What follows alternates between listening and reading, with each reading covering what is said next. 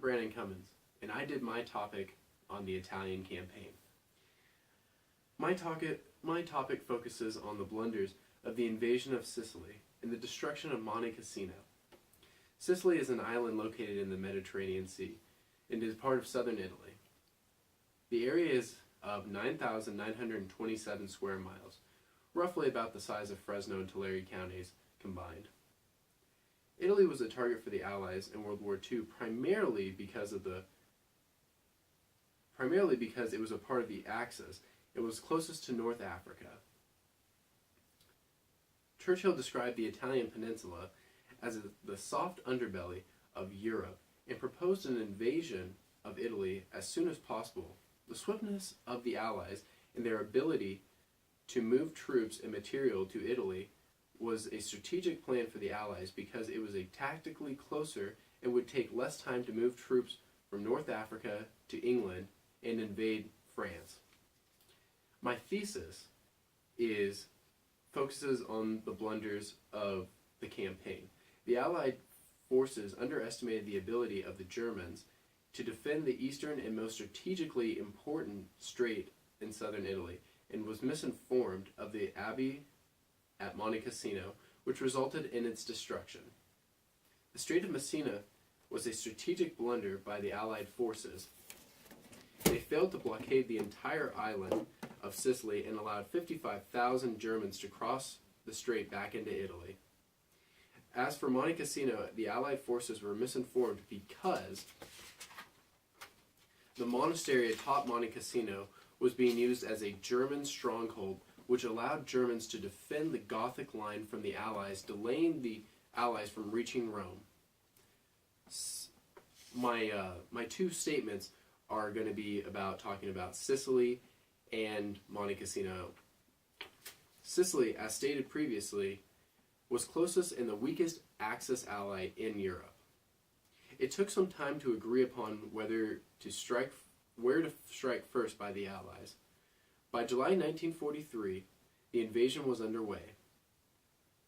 The Americans were to take the northern part of Sicily, and the British were to take the southern half of Sicily and meet in Messina. Both Allied forces were able to swiftly push back the Italian resistance in Italy. It was not until they met German resistance when the fighting became furious and slowed down the speed of the Allies.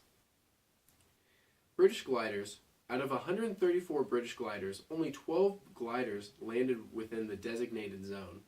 The fault of the other 122 gliders was attributed to hasty releases, which made them land into the ocean or far from the landing zones. These failed drops accounted for loss of life as well as military equipment that would have been used in the initial invasion. The Americans did not fare any better than their British counterparts. Patton ordered 4 airborne battalions to be dropped behind enemy lines to seize the high grounds.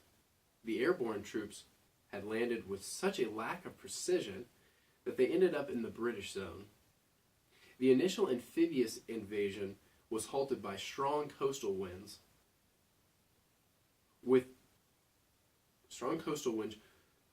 The navigational error disrupted amphibious landing vehicles from maintaining appropriate course to reach the designated beaches. Italian Americans serving during the Italian campaign were at a struggle between loyalty to the United States and their ancestral homeland. One Marine, Ronald Di Gregorio, said to his father, "The Marines are fighting in the Pacific, and I won't fight against your brother and cousins in Italy." Italian Americans had a dilemma in which they felt it was unjust to possibly kill another Italian during combat. This could create yet another setback for Allies that had Italian Americans serving in their army. In one New Orleans Italian newspaper, La Voce Coloniale, argued that Italian Americans were distressed at seeing their former fatherland in shambles and being forced to kill Italian brothers. Yet another blunder occurred during the invasion of Sicily. The Allies failed to secure Messina and the strait leading into the Italian peninsula. Both Generals Montgomery and Patton were eager to capture Messina first. The British 7th Army went on the offensive of attacking Messina on July 25, 1943. The Germans were able to mount a well-positioned defensive perimeter in the mountains around Messina that delayed the British Army from moving forward around key roads of transportation for nearly 3 weeks. General Major Hubie and his staff had devised a plan to retreat across the Strait of Messina onto the mainland. When planning for the retreat, Hubie and his staff estimated that there would be large losses of life and material when crossing the strait. On August 11, 1943, the mass exodus of German troops were ferried across the strait with precision and with the assistance of anti-aircraft battery from the Axis troops of the Italians and the Germans. By August 17, 1943, the Germans had moved roughly 55,000 troops, 9,789 vehicles, 51 tanks, and 163 guns, almost entirely during day. The Allies failed to cohesively strategize with each other, partially because of their egos on both British and American generals, and a half-hearted aerial assault, coupled with inability to blockade the Strait of Messina. The Allies may have captured the island of Sicily, but they did not destroy the German morale. For my second section of my paper, I wrote about the failure of Monte Cassino. Monte Cassino is the most controversial bombing campaign during the Second World War. On February of 1944, atop Monte Cassino was a 1,400-year-old Benedictine monastery. It was believed to be an Allied fortress for Germans and must be destroyed. The Allies needed to drive a wedge in the Gustav Line to advance forward to Rome. The Germans opted to set up positions around the abbey instead of inside, so that it would not be in direct line of fire with the Allied bombing campaign or artillery. The monks inside tried to notify the Allied bombers that there were civilians inside by hanging white sheets outside.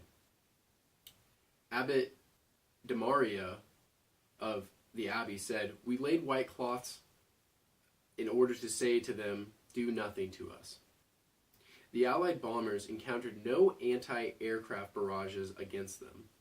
They were free to exact their terror above the skies over Monte Cassino.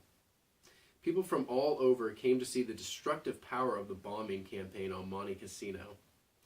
Doctors and nurses drove up in jeeps from Naples and set up picnics to watch the show.